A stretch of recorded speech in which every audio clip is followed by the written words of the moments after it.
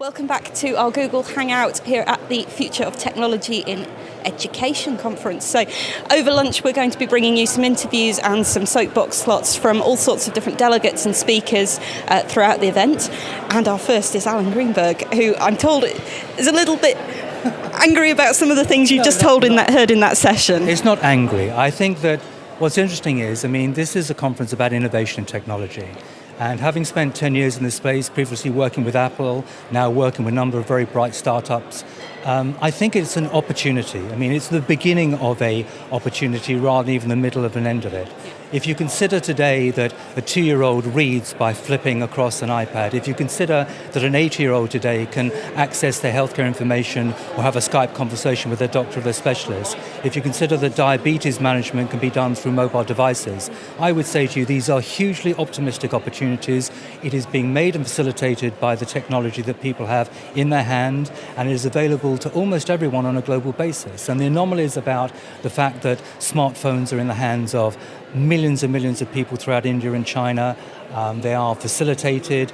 This is an optimistic time, and I think it's essential that message gets across, and that we as educators, academics, as technologists, recognize that opportunity and work collaboratively to help and support those objectives. So do you feel that session was perhaps reflecting slightly too much on the risks and the... Well, I don't want to name names, but I think it's fairly obvious what I'm targeting at. But I think that, in an earlier presentation earlier in the day, a lady was talking about the fact that people don't need to understand the technology, they understand what they can do with the technology. I think that is a theme today. I think technology has moved to an immersive basis where it is a device in your hand, it's a device on your desktop, it's what you can do with these devices and how you can impact for the better. But we're not there yet. There's a huge path to go. There's a huge journey to go. But it is conferences like Fote that will enable this, will bring people together collaboratively, will be a discussion point for this.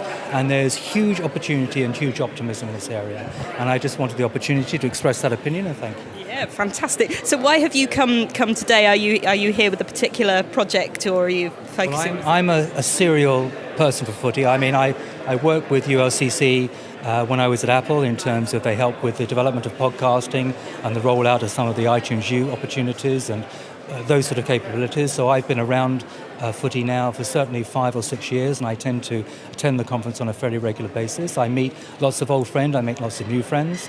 Today I'm looking forward to the next session, which is about some very young technology companies and how they can impact on this space, some of whom I have relationships with and I mentor and assist and support in some ways, and others who I've also brought here today to meet people from Ulcc and the community of the colleges and universities. So for us it's a very important event. It's a wonderful opportunity to interact, and where you have a voice and you're able to express yourself, it's surprising how people will pick up those opportunities and take advantage of it.